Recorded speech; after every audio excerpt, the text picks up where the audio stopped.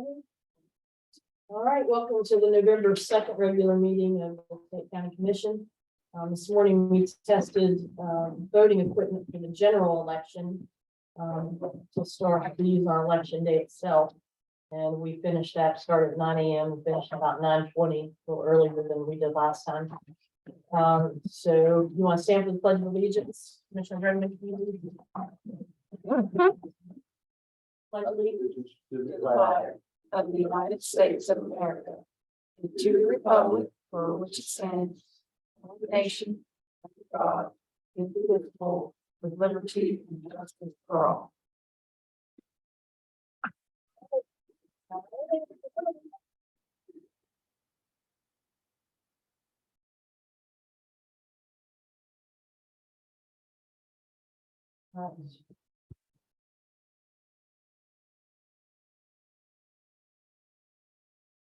The refunds.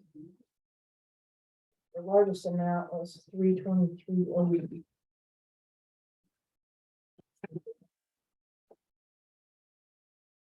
Is this where I signed? Is this where I signed? Yes. And it's a refund, it's two. I'll make a motion to approve the refunds. Second. All those in favor? Aye.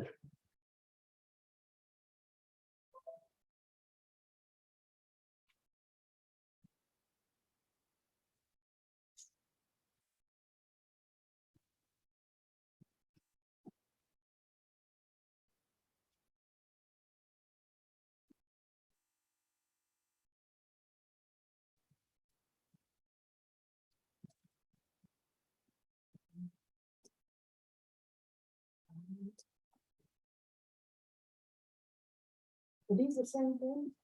One of them Yeah. was the same thing, this one was. And Yeah. then I do believe it still needs to be signed, and then the other ones are personal property exonerations. Yeah. All right, so this is one of the ones that we just Yeah. did.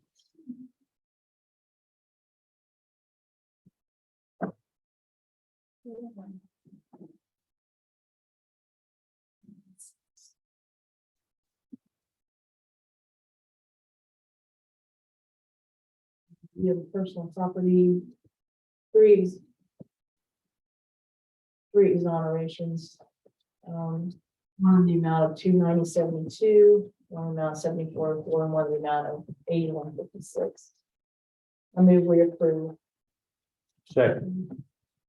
All those in favor? Aye. That's on personal property. Just let me finish one of these things, please. And then we'll have, Two. real Beneath property those. exoneration, As well. one in the amount, they're both for the same individual, $3.84, and the other one for $326.66. Move to approve. Second. All those in favor? Aye.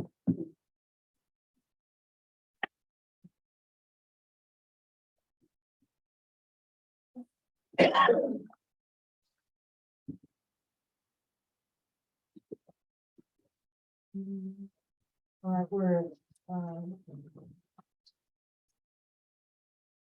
Eddie. Eddie, what's this one for Danny Dameron? He was taxed in class 3. And he's lived on the property ever since he acquired the property. And when that happens, the county commission in the past 30 years since I've been dealing with it, went back its current year, and then you go back 5 years.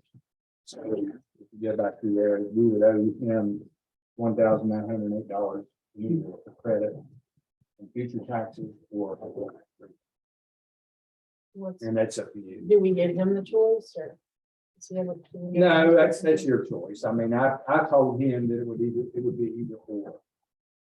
And if you give him credit, then I keep that, keep a file on the ones we have credit files empty right now, but if we have credit, then next year when the tax tickets come out, I would deduct, say his taxes are $500 next year, I would deduct $500 off the $1,908 and exonerate that in 2023, and then put it back in the file And then the next year, we'll pay it off. I think we should refund it. I Okay, mean, it's because it looks like his tax payment's $375, so you're gonna take the 3 years to reimburse him. Yeah. More than that, 6 years to reimburse him. well, we can do personal property taxes, too, and we usually do, we'll do better. But I mean, I think in a small one like that, would probably be the best thing. I get it. We need that. I'm good with that. Mr. Okay, well, I move that we refund $1,908.45 to Danny Damon. A second. All those in favor? Aye. Hey. Payroll, I'll make a motion to approve payroll payable on 11/15. Second. all those in favor? Aye. Approve vouchers and invoices. Yeah, I'm sorry. you go. Gave all the printout, the only thing. Both of it's typical except for there's 2 payments for. The ones you approved. The water extensions. They say Carlisle, Kingston, that might be what it's for, it's Thomas and Litton.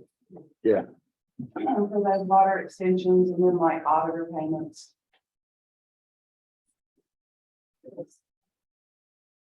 I'll make a motion to approve vouchers and invoices. Second. All those in favor?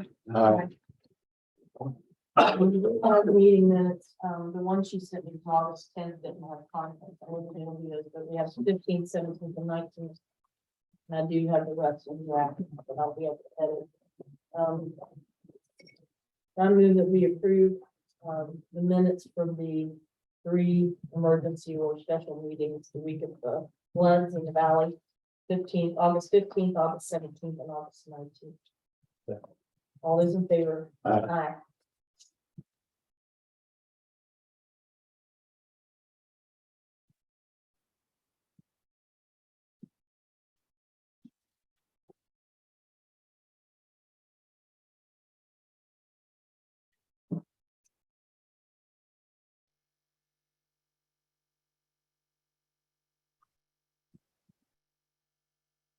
Now I know what that line was at the bottom. That was my signature line that I kept deleting.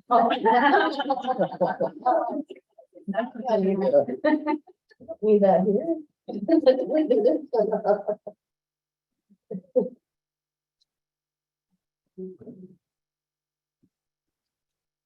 All right, do we have any state settlements?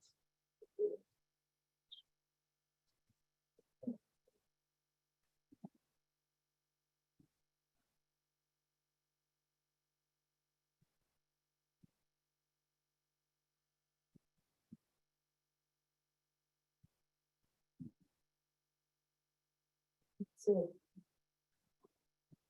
Oh, I move we approve the state settlements. Second. All those in favor? Aye.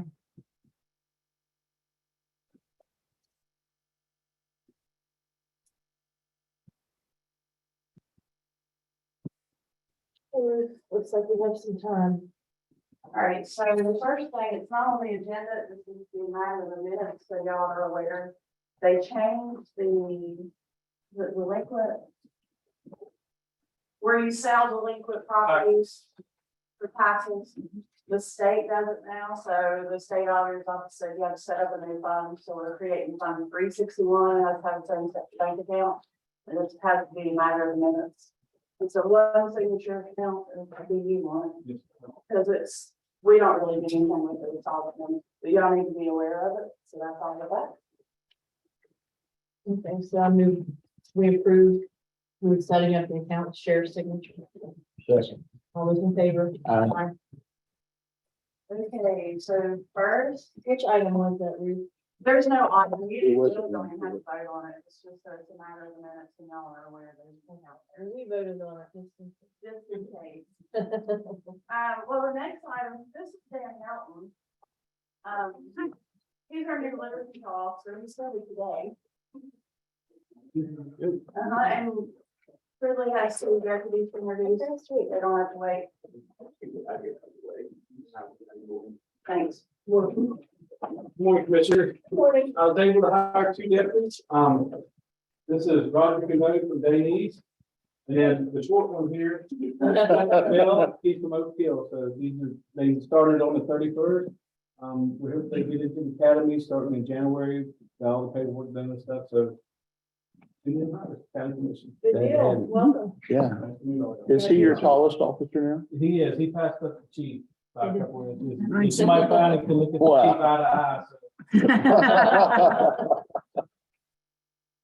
Sorry to have them. I'm getting ready to hire 2 more down the road, just trying to get 2 more, so I'm short-handed, so. These are top-notch ones. They passed everything through the civil service. Well, on their test, PT test and everything, They so, already been sworn in. yes. Judge, Congratulations. Thank y'all. Thank you.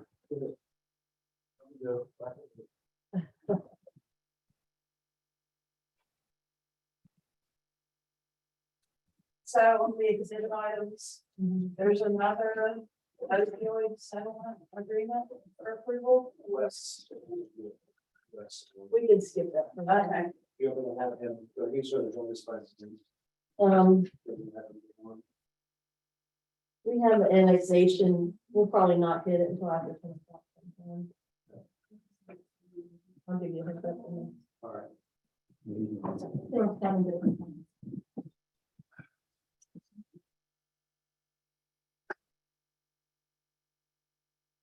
okay, so the next thing is Ken Walker's request to sign the EMPD sub-award. It's like a supplemental sub-award to say that, yes, we want them to resign. Okay, well, that's not a difficult decision. No motion to approve. Second, all those in favor? Aye. Number 3 will be postponed because the landowner for the lease, the tower lease, gave the wrong option. And so maybe we postpone that till 11/17. Second. All those in favor? Aye. All right, then number 4 is AEP is requesting an easement for new electrical service for a Western American Water. Is it Rose Boiler? Is it the top? The top, yeah. Are they, It gives GPS right are they on Zoom? Here, in front of it? there. Don't see that.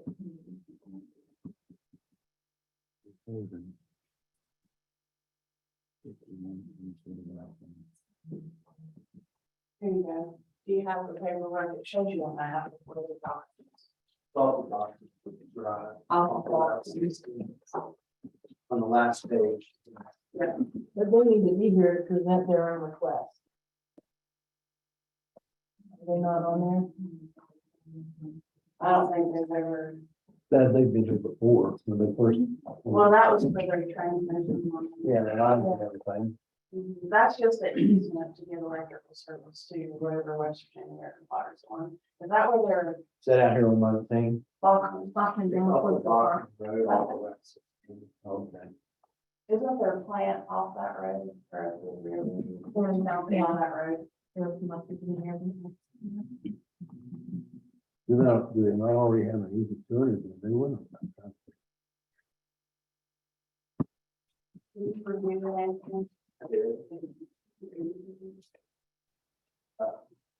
For the wide easement for the construction and maintenance of electrical service. So is it temporary or permanent? Uh, Okay. Yeah, this will be a permanent. So they can always do it and maintain it. 40 feet wide. This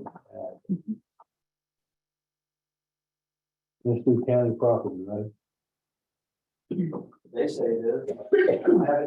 I haven't done a title search. I'm just thinking. I haven't done a title search. I'm just simply saying that, hey, based on the language of the easement, AEP says we'll be on this property. I just don't like the idea that they're not here, since they're making a request. We could have. That would be better. I mean, whoever fills these out, they need to be here to request a permanent We have an encumbrance on property. All right, we're found, postpone till Sunday. Move to postpone the AEP evening to the 17th. Second. All those in favor? Aye.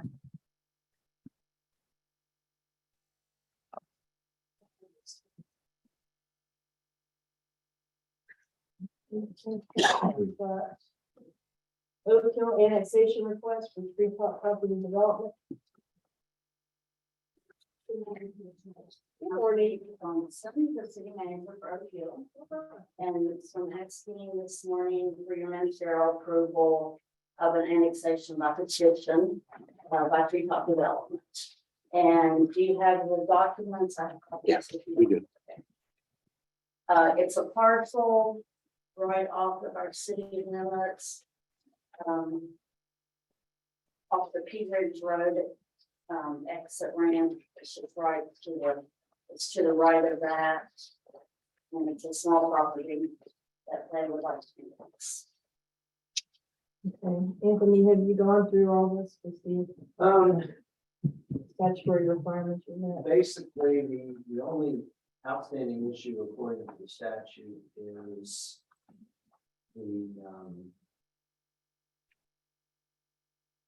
petitioner in this instance is, I believe, Tom Ballard. Is he the sole owner of the property? No, It's Brad Wolf. Because what it says in the code is that the governing body is supposed to enumerate and verify the total number of eligible petitioners in this additional territory. And it includes qualified voters. There was also the freehold of the additional territory. So essentially, the city can verify, I think, ownership, who owns the property and whether or not anybody lives there. like we have to do that, and right, no one lives there. Well, nobody lives in this. Basically, we need verification as to whether or not somebody lives there and whether who the owners are. So the ownership is not development. And no one lives in that area. No one lives even around it.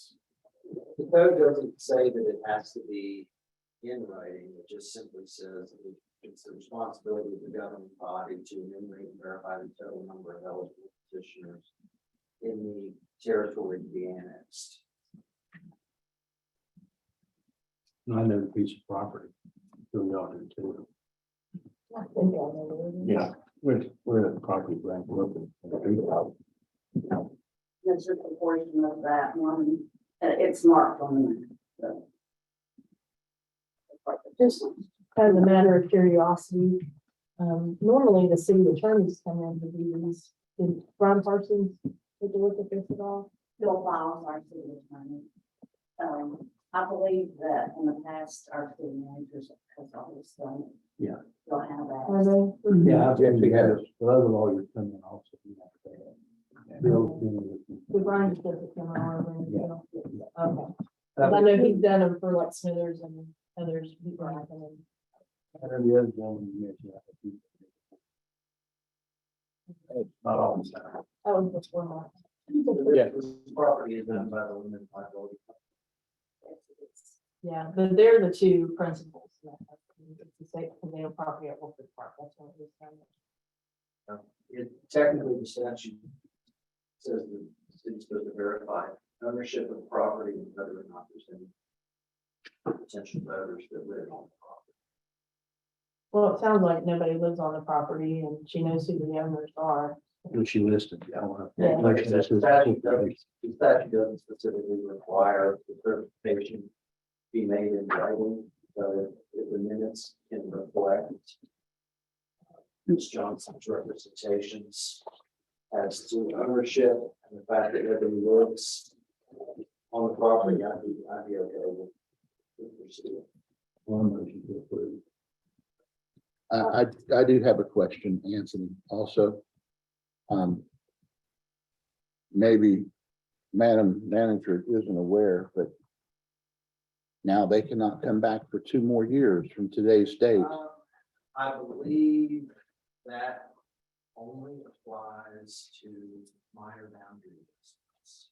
Okay, This falls under a different statutory provision. This is an annexation without election, and it basically allows for property owners or people who reside adjacent to a municipality who want to be part of the municipality to petition the city, and when the city comes to the county commission to get the final approval. But the 2-year limitation that you're thinking of is for annexation through a minor boundary adjustment. okay. Is there a limitation on this? Looking, I'm just curious, because I wonder if Wolf Creek Park might end up trying to annex. I don't, looking at the statute, I In don't case there's see, any other property back there. I don't see anything that, You turn down a resident or anybody else requesting to be considered limits. I think there's a process. If they request it, I think. I don't see anything in here that says that there's any kind of, Yeah, I think the issue is when Any you're kind taking of- a large boundary, you're bringing that in without request. That, I'm just guessing. All right, well, I don't see, looking, just to double check, I didn't see anything that restricts this type of annexation in terms of any kind of time frame. But there is a restriction on the annexation through minor boundary adjustment. Yeah, okay. okay, so I said, That's what we're used to seeing. Yeah, that's, We're used to seeing municipalities on their initiative, bringing property into the municipality to the minor boundary.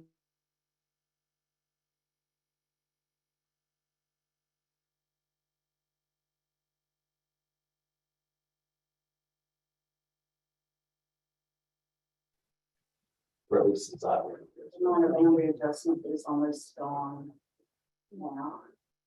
They've made They've made it it significantly, it's not impossible. It's really hard to do. difficult. well, I second Commissioner Luce's motion. All those in favor? I, Aye. All righty.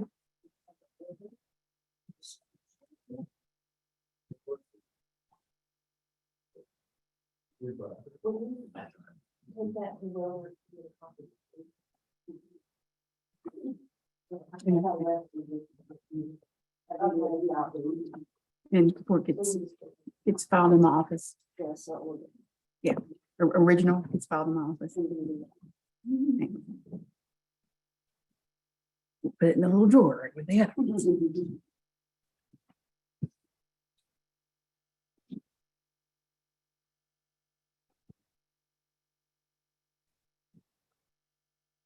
Yeah, I just double checked it. I'm not seeing anything in this statute.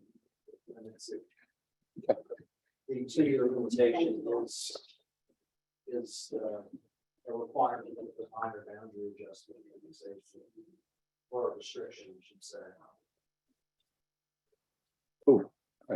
thank you. You learn something new every single day, so. Okay, we have a couple of minutes. Please, if you wanna-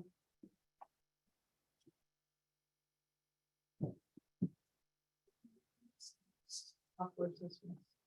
Okay, so this is for our server. And it's basically we're paying for the maintenance. So it covers like, I think parts and labor, but I can tell you I don't want to do it without maintenance, without maintenance, because the server was $48,000, so. You just have a choice, 1 year or 3 years. I would rather just do 1 year. I mean, you'd say 667 if you want to do 3 years. But We've already done year to year before. that's kind of what I'm thinking. Well, and we've had, ups and downs with our service too, so we're not tied into something. It's better at this point. I really had Well, more. that was one of the things I had to ask for. I'm like, oh, Right. so. All right, I move we approve the software system. Second. All those in favor? Aye.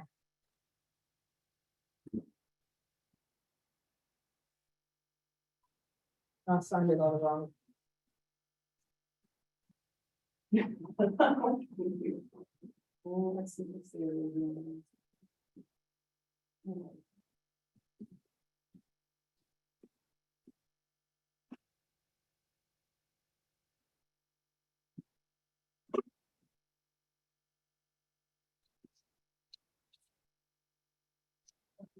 Do the personal stuff all together, just another one. Yes. I'm sure. Because it's a personnel, they're the one that point out some stuff. Okay, so, The others that lost MOU. So these are interns. We've had one working there. Tanya said she's been great. Her time's up, so it's for a new one. You just have to sign saying it's okay. And I don't know if it's something you want to sign or in the future have me sign or just put on the agenda. It's entirely up to you. I would rather use why would you sign it? Okay. So I move we allow Ruth to approve the intern. Contract. Second. All those in favor? Aye. The rest of my items are personnel, yeah.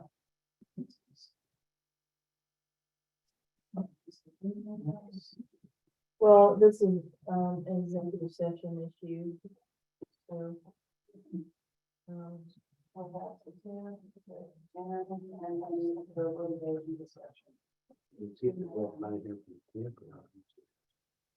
we're gonna call him, Michael's here, and then we're gonna call him. Okay. So.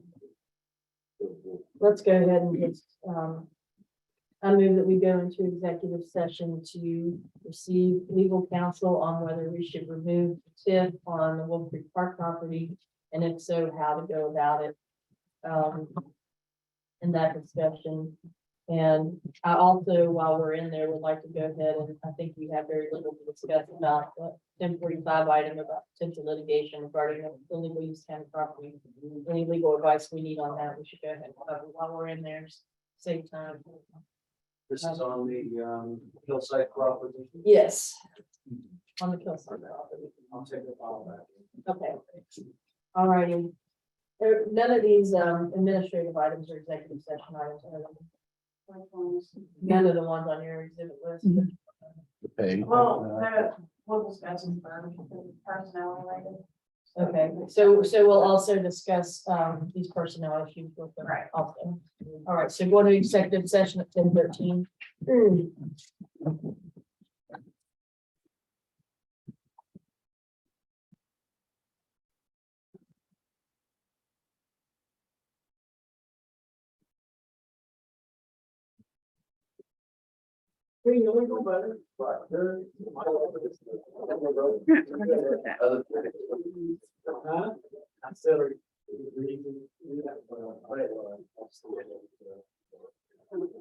Hey, Anthony, Yes, ma'am. will you pull back so I can ask you something?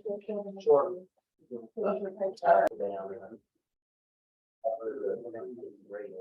Okay, we're back on the record from executive session 11:21. No decisions were made. To recap, we discussed the TIF for Wolf Creek Park with council. Got some marching orders on that. I think based on the advice we got, we're going to wait until the deal with Wolf Creek, with the developer that's purchasing Wolf Creek Park to close before removing the TIF in case anything goes awry with that that contract. So I move that we remove this issue from the agenda until the closing of that contract. Second. All those in favor? Aye. Okay, next was, we had some personnel issues. Okay,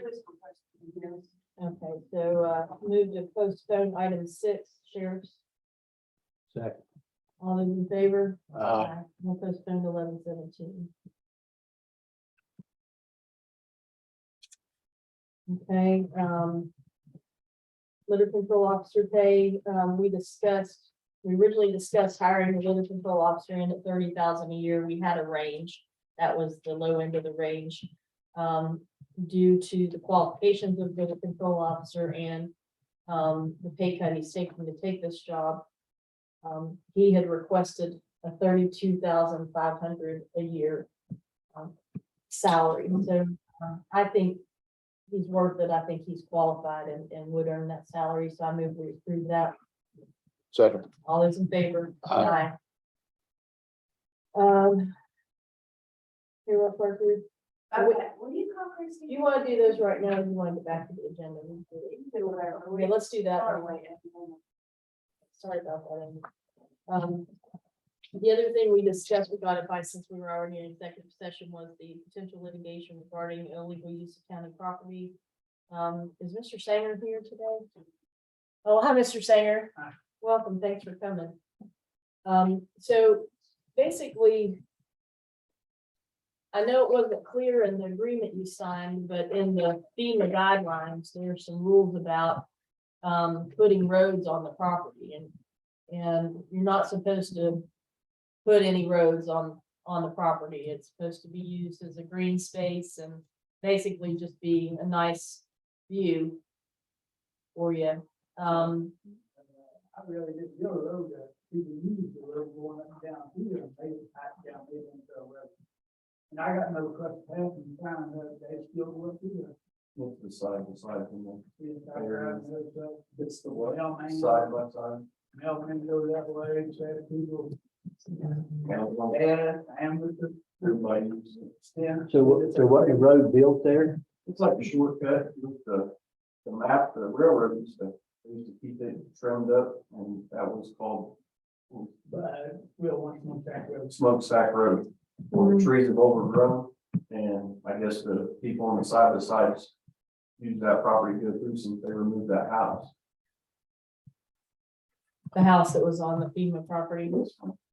Yeah, I pay that too.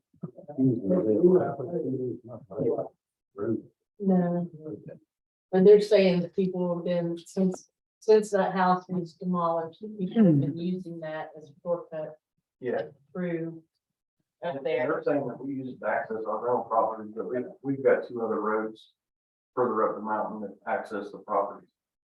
And we've only got one real property and the other one we're working on. Okay, so you guys did not build the road, that's just something that, Side by side, I guess they use that as a shortcut from Smokestack Road. Because it's overgrown and it's just real rough. Who constructed the road is what she asked. What they're saying is there isn't a road. It's just where they driven side by side on. right, so that nobody has put on it or tried to improve it and change it into a road. I'm sure some of our gravel washed off of our rental properties down because we try and maintain it for tenants in the winter time. And it's just a deal. Yeah,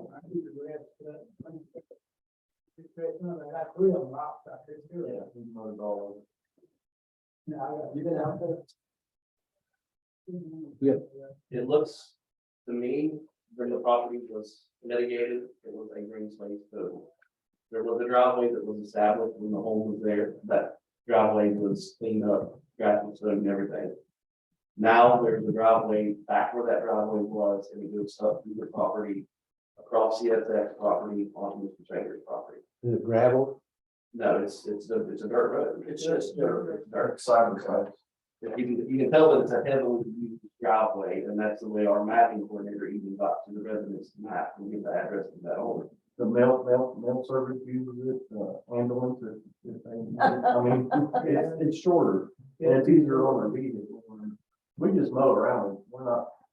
I wonder if there's approval from, is there approval CSX to go over top of their, That's Smokestack Road, CSX, where they removed all the tracks and. The tracks are removed from the established driveway, the CSX. That's what everybody used to use on the side by side. When you get 20 or 30 them mowing through on a Saturday or Sunday, they make their How own many path. people are up there? I mean, how many homes are they trying to access by taking the side by sides up there? Are they just doing it to go right, go on trail? That's how they, It's a way of getting from the houses to where it's right. Yeah, like you go up behind Buffalo Wild Wings, all through their white property.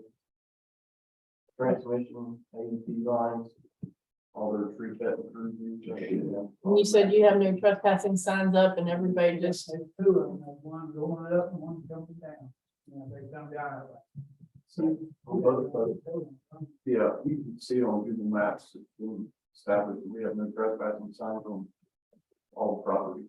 And they say you can't put a fence across there because it's, It could, but my they'll guess, go around it. my guess is. Well, on the property, I don't think you can build a permanent Right, structure on right. that property, is what it's saying. Yeah. Yeah. The mitigated deadline is you can't have a fence on it. Right, Any kind that will block or impede any kind of park. right. Yeah, that's what he's saying. To me, I don't think there's anything we can do about I don't, I mean, based on what I'm hearing now. No, No, there's, We put up construction fence and tore it down, we tried putting up, cones that we bought, and that they couldn't do, I mean, we tried everything to keep them from going through this. You know, he likes to mow grass, I mean, that's what he does, he's retired and he's earned that right, and they keep coming through, you know, it's not nothing he did wrong. it. Well, and that's part of why we wanted, Mr. Steiner to come in, was just to hear. From y'all. I heard one side of the story, and apparently, a lot of what I was told isn't accurate. So. Well, I mean, and yeah, from the satellite imagery, it does look like a gravel road. But I mean, I don't, based on what I'm hearing, I don't think there's anything the county commission can do or should do. Nope. If you'd like to do something different, we try to get grass to grow there, we put seeds and straw down. I can't think of anything that you haven't already done I say I that you appreciate could do. y'all coming in. I mean, yeah, Talk about that. yeah, it's just, I mean, we have the same issue on trails where we don't want people riding on trails with SUVs and, or not SUVs, but ATVs. One of the questions that I do have is, what other routes is there to access that property? Well, that railroad is not a, that railroad is not a street. Using that on the property. But the reality is, it doesn't sound to me like these are people that are going to be stopped by a fence, a trespassing sign. And what's worse, if they've been using this property for years to access their area to ride, they're not going to take advantage to any efforts to keep them from doing that.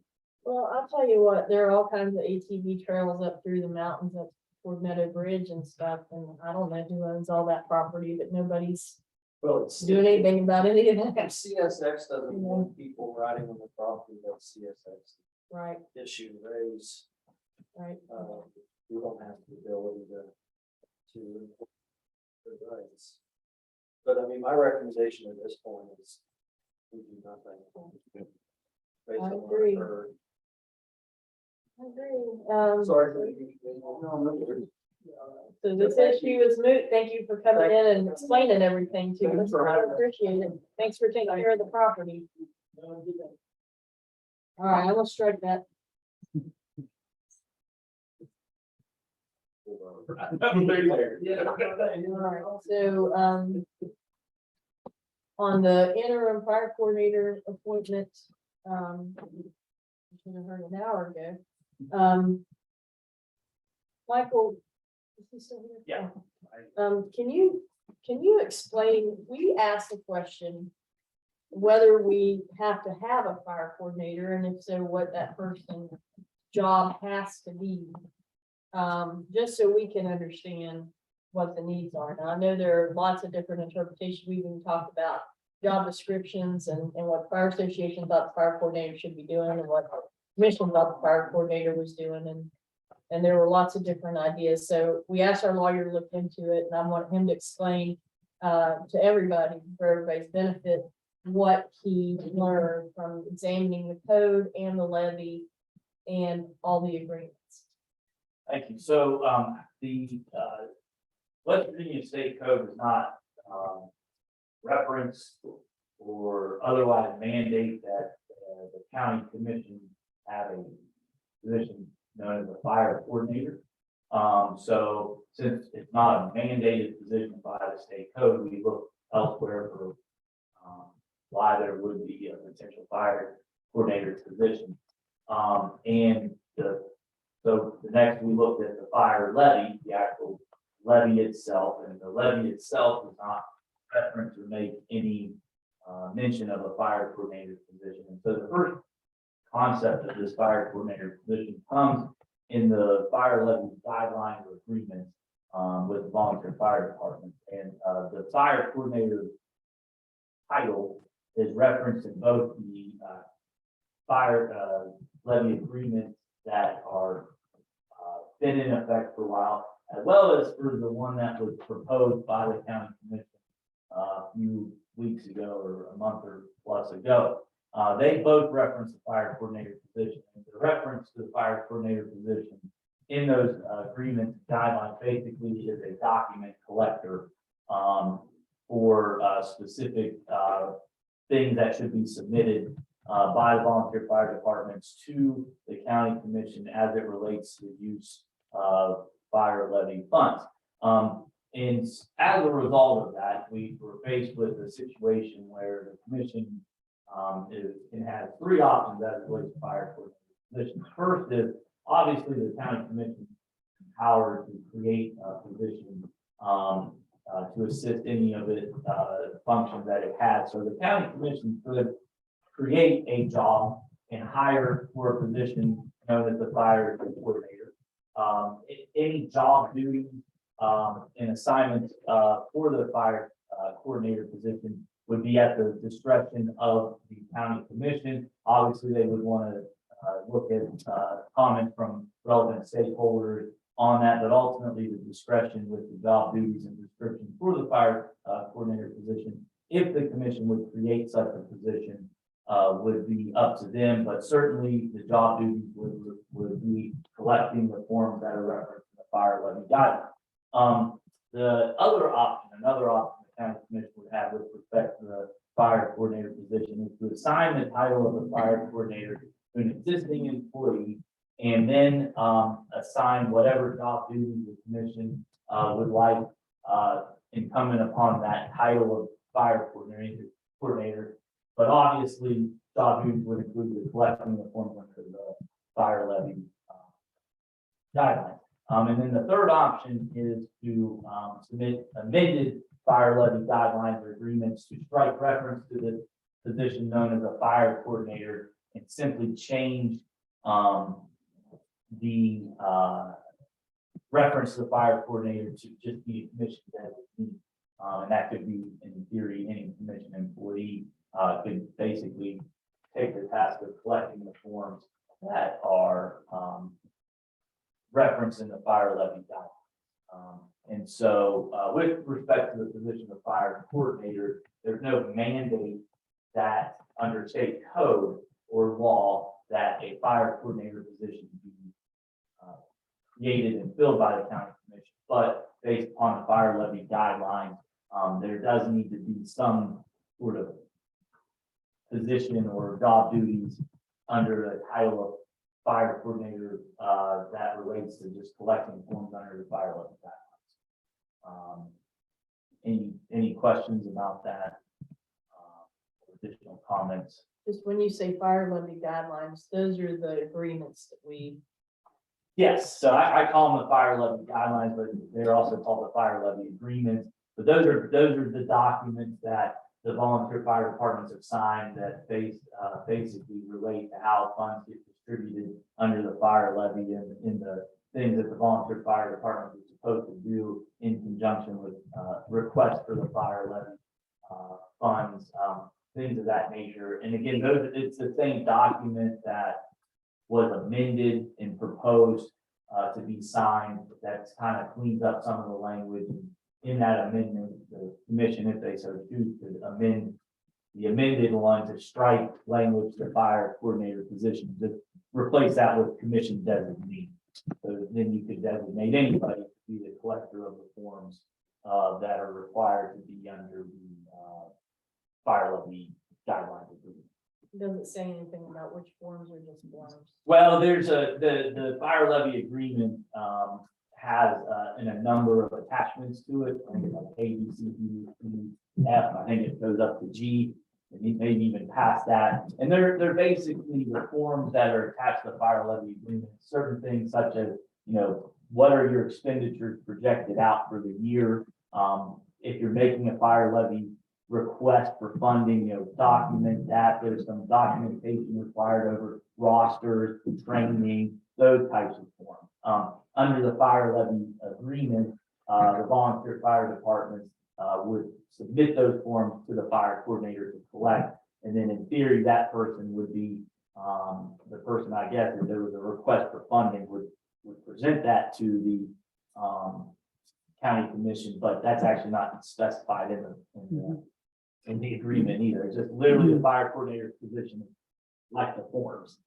What they're supposed to do with the forms would probably have to be spelled out in a job duty or job assignment. And that's in the fire levy agreement, not the fire levy itself. but Correct. The agreement that is a product of ours and the fire association. It's not. Correct. And in fact, I mean, frankly, there's no requirement in the fire levy that there even be a fire levy agreement in place or contract. That's simply, I think, the commission and the volunteer fire department wanted to ease the process of getting funding and kind of set the rules in place on how the funds are going to be distributed under the fire levy, and kind of just outline expectations under that. But the fire levy itself does not require the introduction or execution of any of those agreements either. So this is all basically extra contractual obligation based upon the levy. The levy doesn't require these agreements, but the county commission and the volunteer fire departments have created this agreement, and it references the fire court.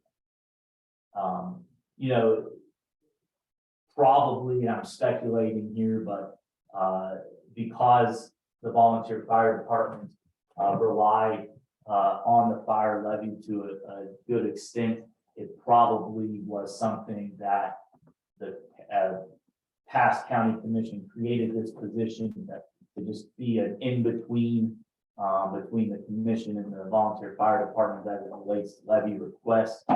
That's not a necessary function. There's other employees that could be designated to handle those positions or job duties as well. So, any other questions? Well, I'd like to say this. Being a fireman, whether it's paid or non-paid, it takes special training, and you need to know what the equipment is, what things are. I personally feel that there needs to be a liaison that knows firefighting in order to work with the fire levies. That's my own personal thoughts. I feel that the person was put there for a reason. And I feel that one day we're going to run into that reason if we don't have someone there that knows what the firefighters go through. There's another thing that I thought of you would cover. You had explained the difference in the code between the fire association and then the option to create a fire protection board or something like that. Yeah, so the West Virginia Code, when it discusses kind of the county commission involvement in fire protection, the code creates the ability for volunteer fire departments to come together on their own to create a county fire association. That's a board that the volunteer fire departments have to create themselves. They kind of regulate it themselves. There is some code requirements about who should be on the board and things of like that, but it's basically volunteer fire departments decide that they want to get together to discuss fire protection services in the county. Now, if this association so decides, there's a subsequent board that could be created that is a county fire board, and that's a whole different thing where it's actually a county commission created board. The county fire association would have to come and petition. There's a whole requirement about what you have to do to petition, how many people have to support it, things like that, and petition to the county commission to create a county fire board. And, the county fire board is a county commission created board that has 7, and there's certain and specific requirement as to who makes up the membership, including, community members, commissioner member, and the county commission selects the members on this board. And that board has, a little bit different rules and responsibilities, but it's all controlled by statute. But what the county fire board is supposed to do, one of their main jobs is to discuss funding, priorities for the volunteer fire departments in the county. And it's a separate and distinct board than the county fire association. And so again, that's a board that the association would have to petition the county to create. They would create it. The statute sets forth how who makes up the board, and their rules and responsibilities are basically to discuss funding priorities for the volunteer fire departments or fire protection areas and present that to the county commission as a whole to distribute funds and set those funding principles. So those are different. But even if the county would create a county fire board, there's still no requirement under, even if you have that board, to have a fire coordinator position. Now, again, whether the commission wants to create a liaison type position with specialized expertise, the commission is freely entitled to do. You're entitled to do that if you so choose. So that's there's just not a requirement under state law to do that. See, my issue is the reason I asked you guys a little bit about the process between Oak Hill and Mount Hope, what was the issue with the boundaries? And you was talking about, well, the fire coordinator usually takes care of that. And then I said, what if there's no agreement then? And then you was talking about, I said, where does it go then? The fire association?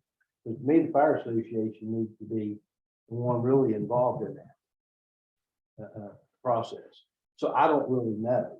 Nobody really had a firm answer about it. I think one of the comments was if it's not solved as the association cannot solve it, then it goes to the state fire marshal, and then they solve the problem. But I mean, my issue is nobody really knows the process or what the process should be. So what I've done is I've asked Mike to make a where we meet the state fire commission, so I can ask some of these questions about fire coordinator, fire association in relation to all this, and we have a meeting there. So I mean, go ahead. Well, and I just want it, the state fire commission has made it clear that if there's any disputes over fire protection services and how those are to, boundary disputes and things like that, that the county should have no role or involvement in those disputes. They made that crystal clear. That the county has no role over fire protection service areas. Those are designated by the state, and the county has no role over that issue. At best, from what, and we have a meeting set up with them to discuss roles and responsibilities and clarify some of these things with respect to that. But as it stands now, and our understanding is that the county's role as it relates to county fire services, as it presently stands here right now, is the county's role is to distribute levy funds. Now there's some things that the county has through the 911 center that call out procedures and things like that the county can make some roles and responsibilities on, but those are also subject to aid agreements and things of all that nature. But as it sits here right now, this county commission's role is to distribute fire levy funds. They don't just settle disputes over for fire protection services areas. They have no role or involvement in mutual aid agreements other than the 911 center to get a copy of them. So that's kind of where we're at right now. But we do have a meeting with the state fire marshal to discuss these issues a little bit further.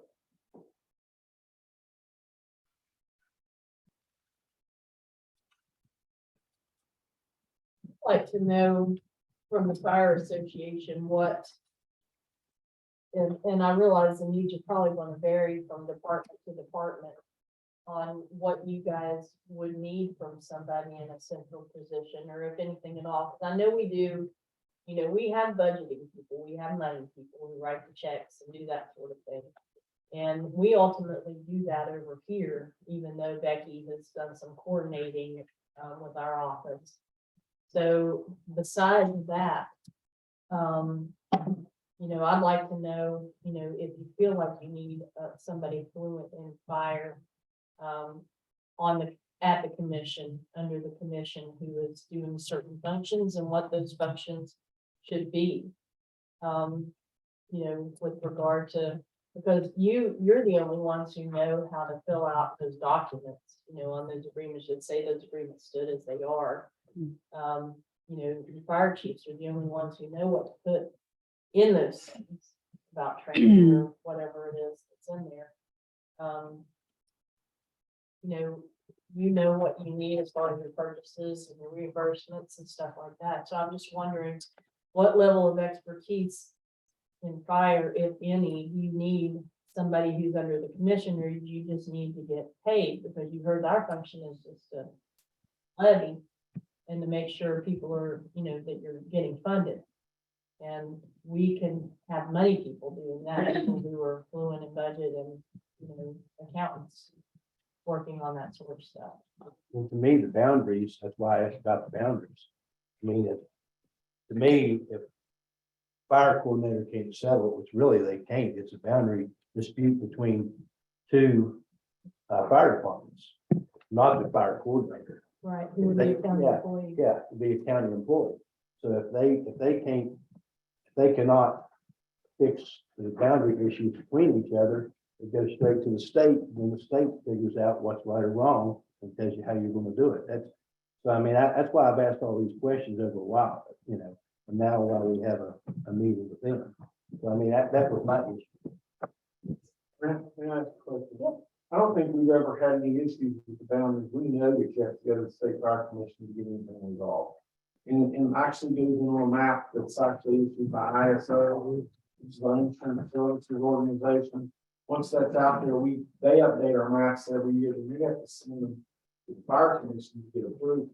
You see, the reason I'm asking is there was a big issue between Oakville and Mount Hope.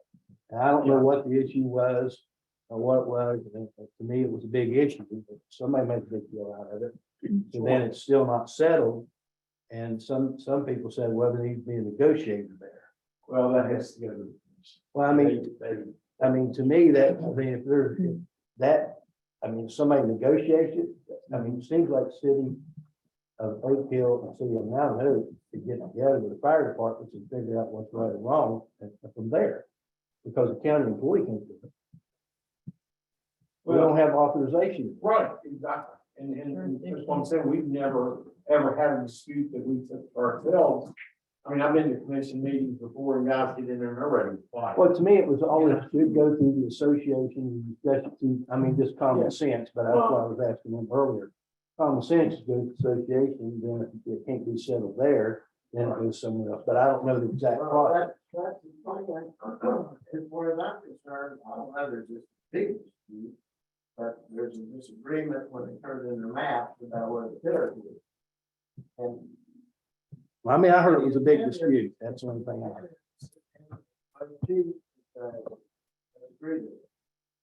It doesn't have to be a big deal if they both agree. And you enter into common sense with some of it. That's the first step. It doesn't need to.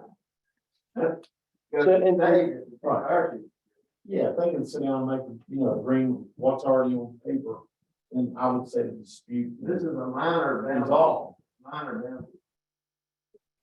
What all do you guys need from the people handing out the money besides expeditious reimbursement and that sort of thing?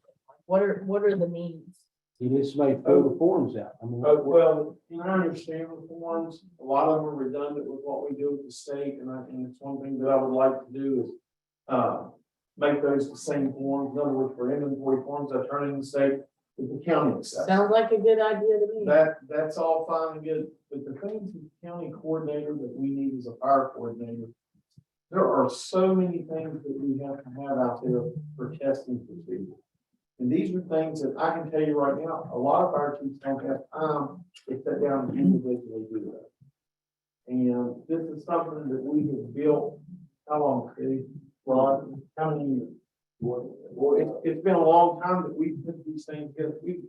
We have to test our hose every year, okay? We're having trouble right now getting people out just to train, much less having test hose. So that's something that we have got work from the levy.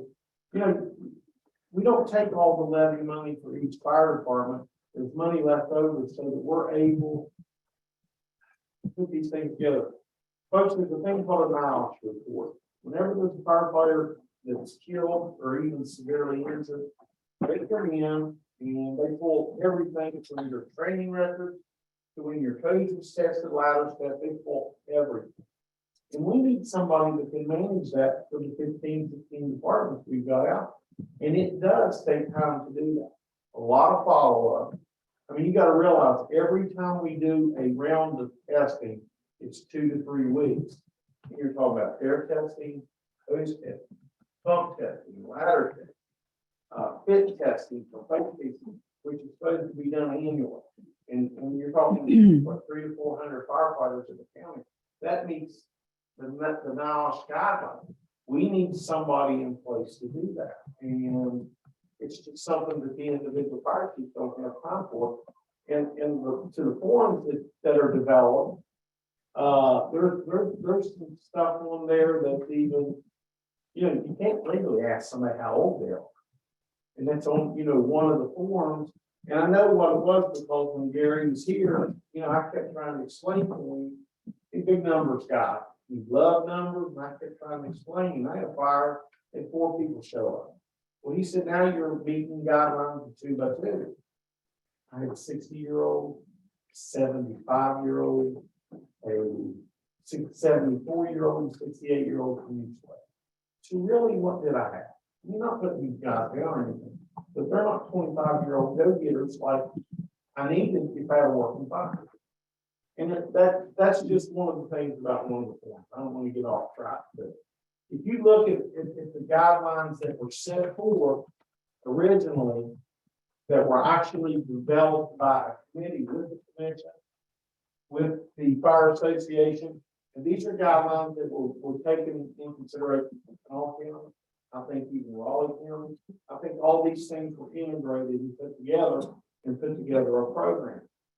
You know, we like to have our county coordinators and instructors, so if there's a class that needs to be, you can actually come in and teach. And that has happened since the beginning of the levy. I mean, we are, and I know you've heard me say that, I feel like we're #1 in the state.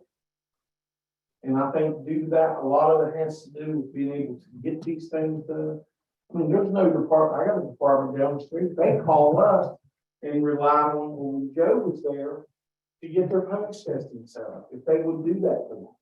And they could, you know, coincided with ours, because they would be in our area at the time, save them some money.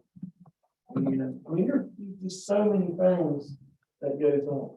You know, when you start talking about specialized incidents, you know, just like when we had the train wreck down there, I mean, it's critical to have somebody that's trained to that level to get in and help. When you run into unusual incidents, those are the people you need to have specialized. You know, and I know Joe was trained all the way up to a hazmat technician level. And I think that whoever's in that position ought to also be at that. You know, we have a lot of hazards and fields to do. So the coordinator, if there's 4 different fire departments on something like that, the coordinator oversees. No, No they commander. is a arm of, they're logistics. They come in and provide the incident commander with the things. Well, the incident commander is going to be focused on mitigating the incident. And what county coordinator does, and I work with this in Charleston, Kanawha County every day. If I get an incident, especially in Kanawha County side, chief, he goes both ways. CW statement, go call me, what do you need? from me? And all I gotta do is tell you it's coming just like that. And it's the same thing, with this, you know, the coordinator position in paper. You know, it's. I really personally feel like it's a needed position. I don't want it, I'm not applying for it by any means. But I would like to see somebody that can get in there that can be a go-getter, that can follow up with these departments and make sure everything's done. One of the complaints I had, I've talked to the president about these forms, they've kind of got a word in there, you know, 2 words that says arrest. You get it in by this time, and I understand you have to have deadlines. Some of these fire chiefs out there work 12-hour shifts. And then their kids are involved, or their daughters are in dancing, or they're playing ball or whatever. And then they come in and say, oh my God, how am I gonna get all this done? If I'm the county coordinator, I'm gonna call them and say, hey, look, what can I do to help you? And that needs to be the thought from all of us. You should be able to call the county coordinator and say, hey, look, I got these forms that are coming due in 2 weeks. I'm having some trouble. Can you come and help me? That's the thing that needs to be happening. We need somebody that knows the fire service. Fire service is So that's the reason that none of these agreements have been, anything's been done or any, reimbursement has been submitted? well, Because they can't fill it out. I'm just curious. and I don't know anything about I'm it. just curious. I do the agreement. He was talking about being, Out there right now. if they needed help as well, is that what he's referring to? They didn't turn them in because they didn't have a contract. They weren't told to. I told them the other day, go ahead and turn them in, and you've got a bunch of reimbursements. I don't know if you've got them here or out at the center. But every chief was directed to go ahead and turn the reimbursement in. My last one was done in call. So I had a reimbursement. But back to the contract, and again, like I said, if you look at the old contract, there's some language in there that is put, and we put, fire departments have to meet certain standards when it comes to training, levels of training, whether they're going to make them lieutenants, captains, chiefs, they have to meet certain different levels of training. Those are listed in the contract. In the new contract, there's nothing in there about any language. Even though it's state law, we had those things put in there. And I think, Steve, you did all that years ago. And there's, I mean, if you look at each item, the only thing that's really in there right now is talking about the money side. I think we've got a great program right now, with how we do reimbursement. And I know John does it a little bit different, but everybody else, I have a pot of money that I will be really honest, since 1980, when I was 18 or 19 years old, I don't know where it come from. Okay, I've even asked state auditor, I've asked everybody, the people that put that in place are dead. Okay, this money's there, it's a 10,000 allotment. I spend my 10,000 down.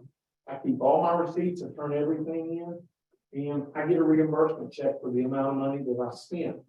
If I need more money for a large payment or something, I do a direct pay. I write a letter to the county coordinator, and then he goes and again, I support it with all the documents that are required, whether it would be bids, whether it would be invoices. So, and that, you hear about all this stuff going on all around the state about theft and this and this and this. The state of West Virginia requires every fire department to turn in their bank statement to the state account every year.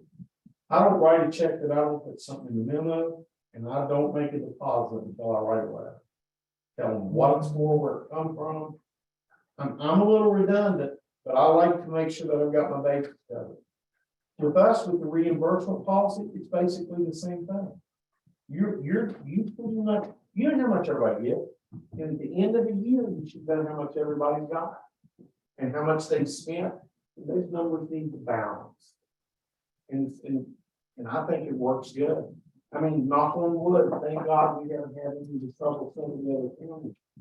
But there's some things going on in other places that I don't. I'm just glad to talk to you. Some of those things that we struck from that contract are things that we have no control over. Now, the commission is contracting with the fire departments. And as you heard Michael explain, we only control the money.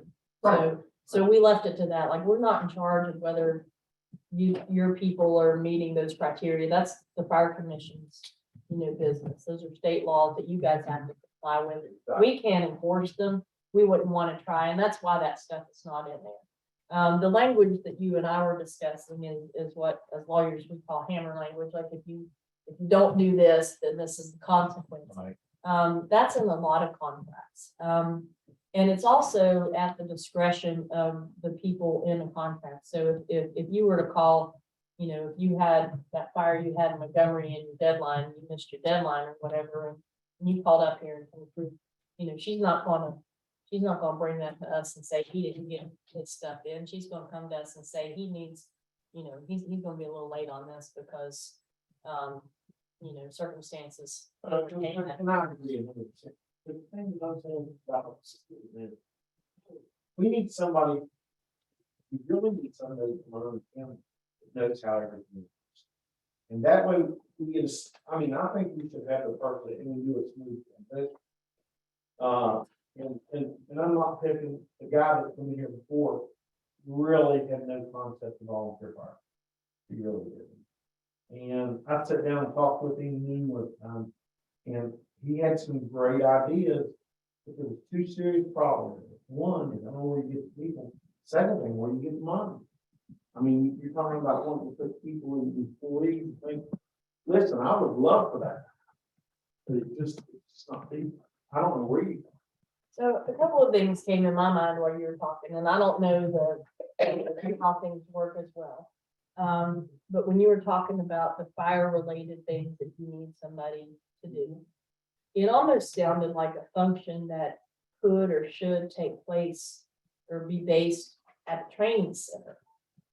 Some of that stuff, like if you're testing people's stuff, unless they're traveling to your site to do certain things, but I'm saying, would it not make sense to have somebody headquartered out at the training center who could do training, who could do these investigations and that sort of stuff? That just sounds more like a. Well, that would be something that, I would want to present to the entire group to see. But, fire coordinator was created when the levy was started, and I know that there may not be any legislation, but everything has worked really good. And you guys have been in office, and we've had, county coordinator, and up until just all of a sudden we get shocked. What's going on, and I know there was some issues, believe me, and in no way, shape, or form, as fire chief, would I condone stuff. And I don't, I'm as transparent as you can get. And it's like I said, I love when people come in. I want to make sure that I'm doing it right. I still like what I'm doing. And if I'm not doing it right, I gotta give it up, and I don't want to do it. That's my opinion. But like I said, I'm fortunate enough that if I got questions, I can talk to all of them. But I would also like to be able to. Actually, the fire coordinator position was created after the levy, several years after the levy first passed, because of many of the problems being talked about for the time, for the testing, for the coordination. And one of the main reasons it was created so that we could actually save money, where we could go as a group, as an association, like take ladder test. Get one person, one company to come in and do it. And if they are doing 15 departments, costs a lot less than if they're coming in doing one person, one department here, and maybe somebody else is doing a department over there. So over the years, that has been one of the reasons we had the fire coordinator. One of the main reasons that one of the job duties was to help coordinate all these things, and a lot of the reasons was to save money. I think over the many 4 years, we have saved the citizens and the county a lot of money by doing this. I seen you shaking your head back there. I was gonna ask why it meant it, but I'm glad you put your hand up. It wasn't created when the levy first passed. It came about because of all the taking care of all the things we have by law. Dog's older than Our fire coordinator, they are resources. They are a part of our department resource. We go to Steve or whoever, say we need this, we need that, it's there. He knows where it's at, where to get. It's not only bringing the mail to him, having to deliver. He's got a big responsibility to coordinate that. You cannot run associations or our departments. What are they? 15 of us, 16? Without a coordinator. No way you can do it. And I agree with Rod. He is the county coordinator we use to be the largest liaison for us for logistics, whether it's an incident or non-incident when it comes to preparing. I mean, there's just, I mean, I don't want to think we're asking for something that we don't need. And I think it's a very great need that we need. I've been doing this for a long time and it really helps. I'm fortunate enough, I'm a paid fireman in Montgomery, so I get to do a lot of stuff, while I'm on shift. And I'm fortunate enough to get to do that. These guys have to come home from work, dinner, spend a little bit of time with family, may sneak to the fire station at midnight or whatever we do it. And I know that happens.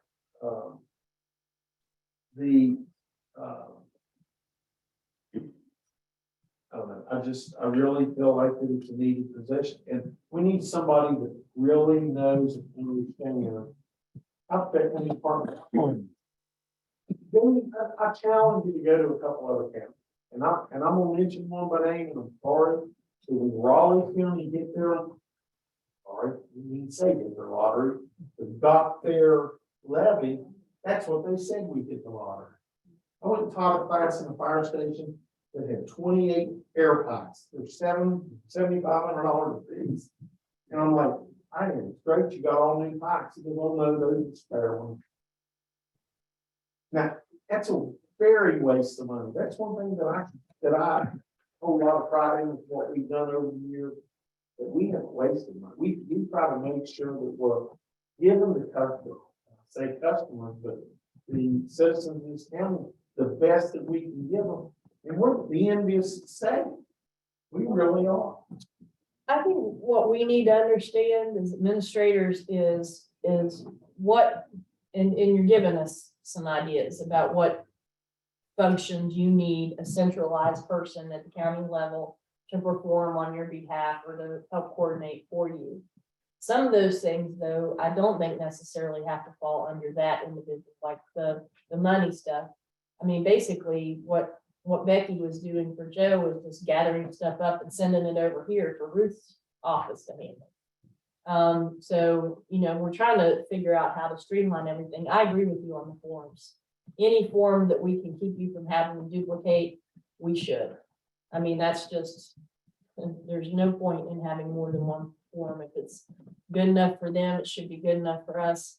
So if you have examples of those that you could give us, anything we can replace with the state form, as far as I'm concerned, I don't know about. I'd like to look. Yeah. Well, Just make basically, sure, but- I'll be honest, we tell the truck, we go around physically inventory it, Yeah, and we write the inventory from top to bottom. This is knowing how many adapters and not. It's pretty. if it's just a matter of same data, different format, you know, that's a no-brainer to me. If it's different data, then we'd have to see why we need it. If there's a reason we need it, and they don't, or something like that. But that's definitely something open to fix. We don't want to make it any harder than it has to be. You're already volunteering, like you pointed out. But some of these other things, like when you're talking about hazmat, that's a weird area because we have an emergency manager here in Fayette County, and he's trained in that, in the response at least. And we responded to the last hazmat incident we had here on the interstate. So he is going to respond to any emergency and do that resource function for you, getting you what you need. Right. So the other stuff, though, is very fire specific, your testing and your NIOSH and that sort of thing. So I think we just need some maybe a more comprehensive list of things that you need a centralized person to do for you. So we can then figure out how to make that work up here as seamlessly as possible. Well, the other thing too, is Steve's been doing all this, right, you know, since Joe left and everything that's. And he can, I'm sure. It overwhelmed you with the list of things that he has had to do or has done. That's kept us going. You know, I think it's very important. So, again, just like I said, this levy is very important. I want to make sure that we're giving the citizens 100% of what they're paid. We definitely do too. So can the fire association get me a list with these things on it? A list of things that you need a centralized person at the county level to be able to do on behalf of fire departments, no matter what size. So Benny's fire department might be able to do more. Fayetteville's and Oak Hills, because they're larger and better manned. Some smaller fire departments might need help with other things that we aren't considering, or that you guys might not, but I'd like to have a list so we can decide, you know, what kind of position, if any, we want to create to perform those functions. already got what we drew up originally. We do have it. I have it, yeah, but I think it doesn't have stuff excluded. And we're talking about the hazmat and stuff like that. I'll give it to you. Yeah, I can look at it though and Yeah. tell what. He dropped it off to 911 last week. Let me back up on hazmat. I don't think you're only on this. Each fire department is responsible for their own incident, and they're responsible to be at a level of training for hazmat. Right. And we do handle our hazmat team. As they get larger, we will call for, you know, the logistics, whether it's on the scene or open in the EOC, you know, at the 911 center. Right. You know, both places, you know, we can work with. It just adds a little communication, but. But legally, under state law, the fire department's responsible for handling a hazard. Oh, absolutely. No, there wasn't any question about that. I was talking about as far as resource and, you know, getting the state people involved. We do a lot of it ourselves. Then we ask them, you know, we had a guy down in all for years, and the thing, Bill White, been retired for a year. But I'm telling you what, that guy can get you anything you needed within 10 minutes. That's what coordinator's for. Yeah, and that's exactly what, I mean, that's what he was, a coordinator. He's a fire coordinator and all. And he was absolutely, he still is the most resourceful guy. What I don't want from the backup to the director of the 911 center by statute is I do not want, and this happened at your fire, where I had both Kevin and Joe on the scene, and I'm trying to figure out who I need to talk to figure out, you know, what's going on, and then I have, Coordinator. well, we have an Actually, emergency you manager in should this, talk to me. manager in this county. Well, right, and that's what I told Kevin. I Right. said, go talk to Chief Filiaggi and come back and tell me what he needs. I did not hear from the coordinator, who wasn't, you know, who basically told you the fire levy couldn't pay for the crane and all kinds of stuff. And then, you know, I was talking to Kevin. I said, all right, none of this. Go talk to Chief Filiaggi. I said, who's the incident commander? Go talk to him and then come back, tell me what he needs. I do not want two people doing that on any scene. I want one person that I work with.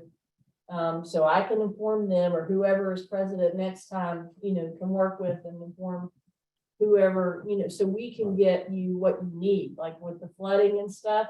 You know, I had Kevin let me know, we can be in 3 emergency meetings, you know, to get funding down there. So that's what we need. We don't need 2 people at the county level on the scene trying to do duplicative functions.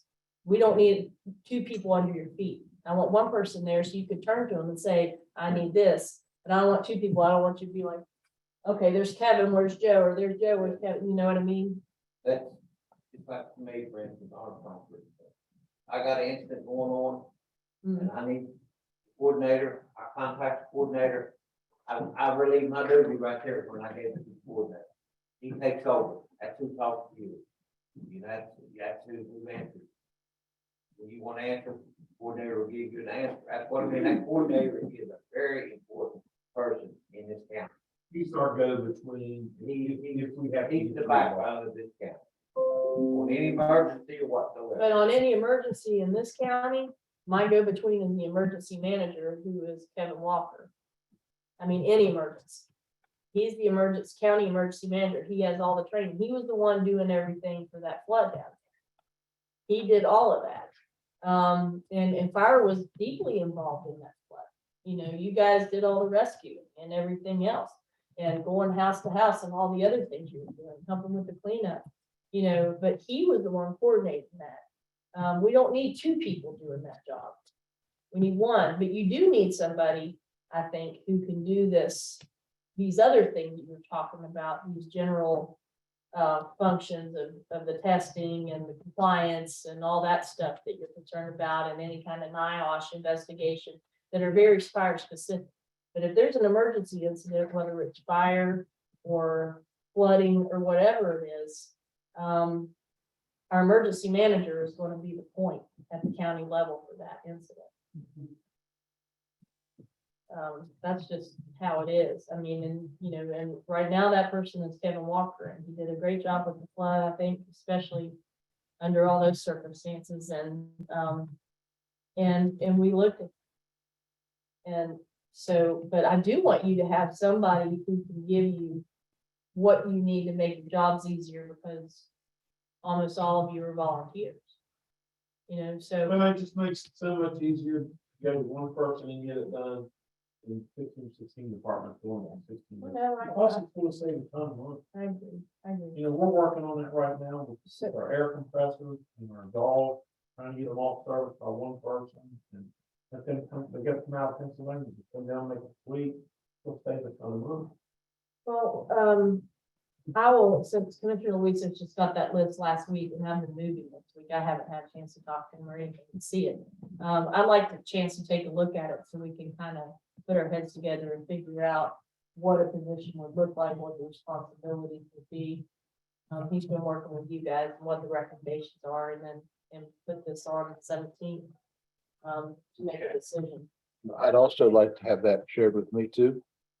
No, we'll share it with you. I'm just saying, so we can all, you know, decide what we think a position should look like. So we could all look at it, come up with some recommendations, but.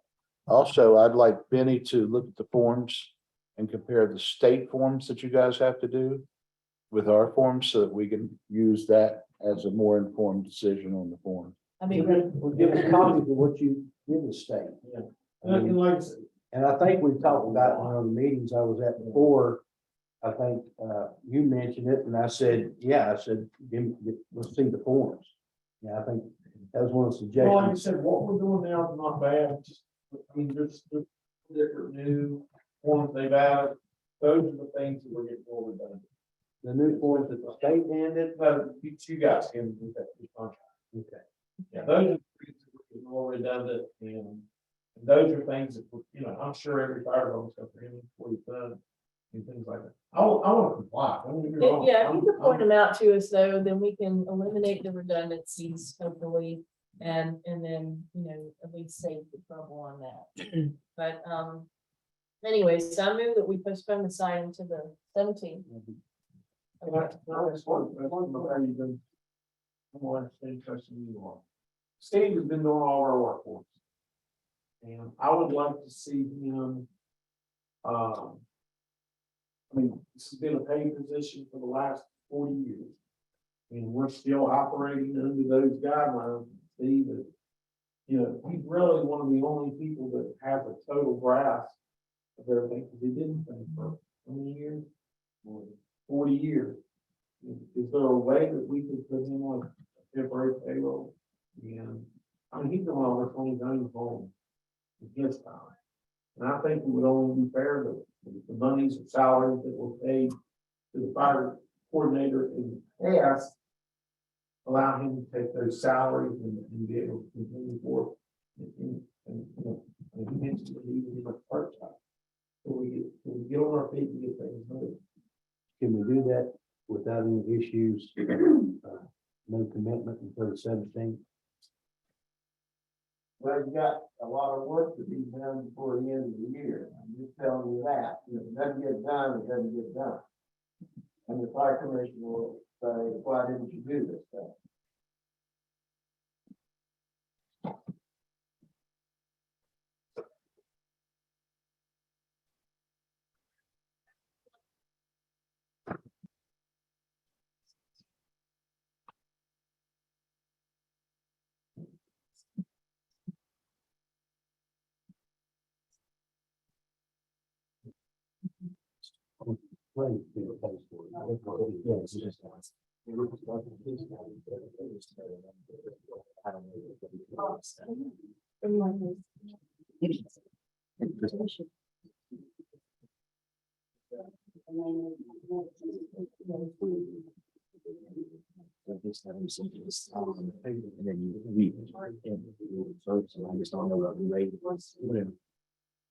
All right, let's take a quick 10-minute break. Commissioner has a question for Ruth during that break and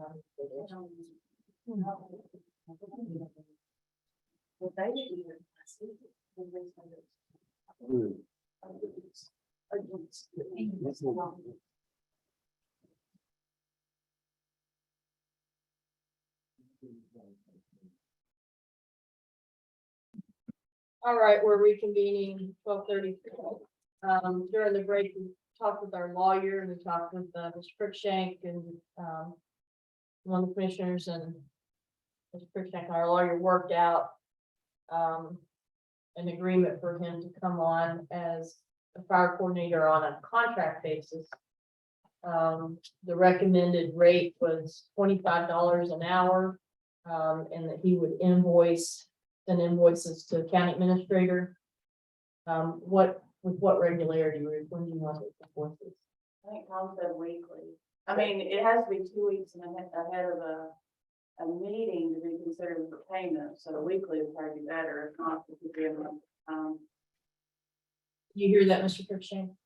No.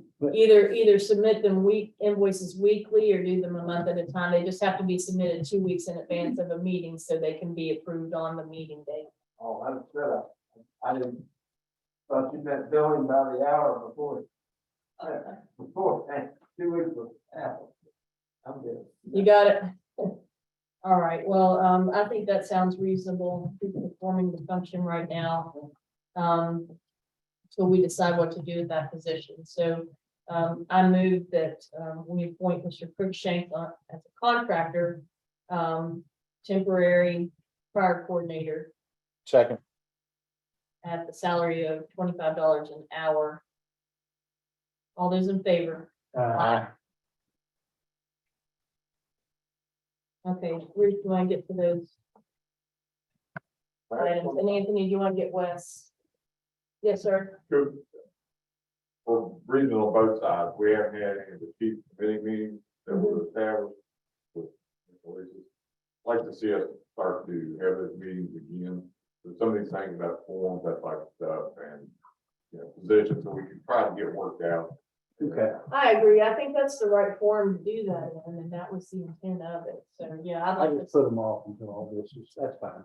Well, and then we had Gary resign. So, so yes, wonderful idea. Because then you can get hopefully consensus. Well, I hope Tom agrees with it, but I think we've been productive in our meetings. I think especially getting the mapping up to date and working with them. And I think we're making good headway there. Oh, yeah, they've done a lot out there that you haven't seen too. As far as, I need to know where this hider is. I need to, since he's going around. Oh, yeah. She's bulldogging it. so we can't do the 8th because of election day. You want to change it on for a Monday?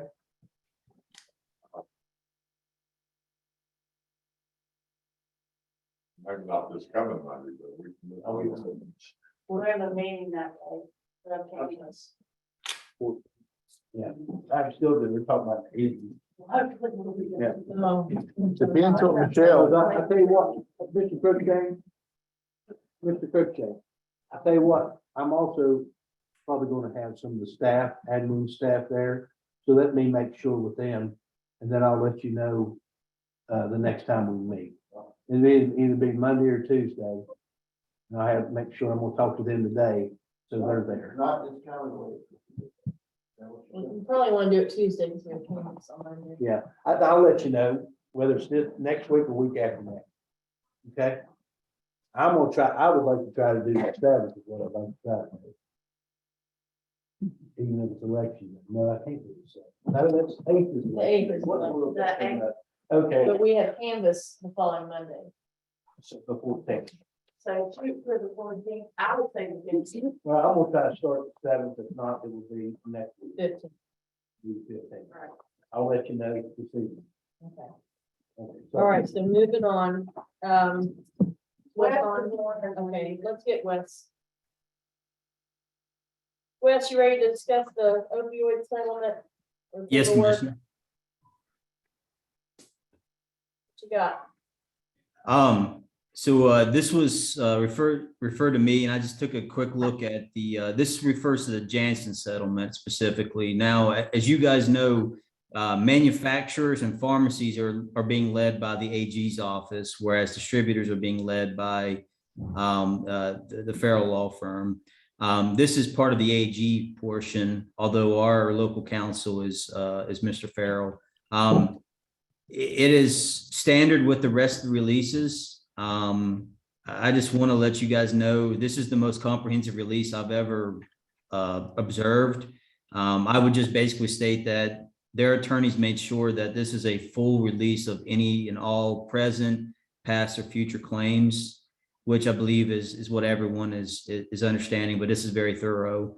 Now it does incorporate by reference the same allocation model, which I think is good, because if we find a sympathetic ear with the legislature, it'll just allow them to backfill all of these agreements with whatever they believe is fair and appropriate if they accept. But it does incorporate by reference the same allocation model.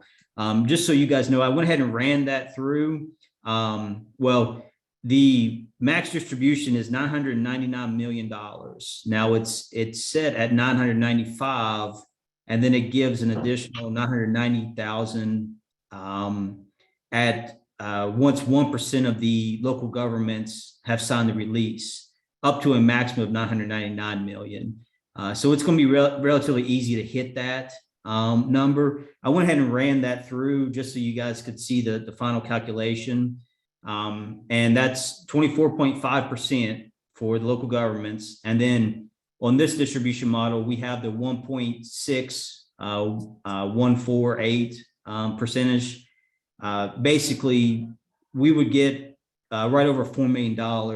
That's not accounting for attorney's fees, but just so you guys have a point of reference. Pending your questions, commissioners, I mean, this is standard. It's in conformity with the rest of the releases. And I didn't note anything extraordinary to bring to your attention.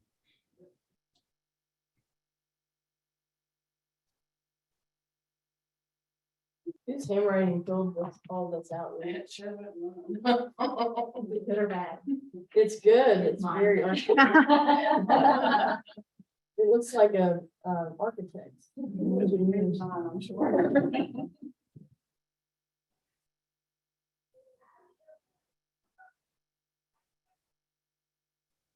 There's just Well, I move we approve this. As I sign it. Second, All those in favor? Aye. just 7 signatures.